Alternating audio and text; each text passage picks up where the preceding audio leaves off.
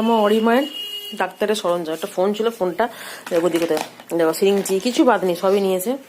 এখন কি করছে সবাই বসে দেখো চিপস খাচ্ছে, সেই পেশেন্ট রুগী এগুলো সব, ওর পেশেন্ট এত 3-4 জন ছিল, তার মানে তাদের আমি বাস্কেটে ঢুকিয়ে দিয়েছি, মানে তারা অ্যাকচুয়ালি মানে রুগী সব দেখা তারা বাড়ি চলে গেছে আর কি।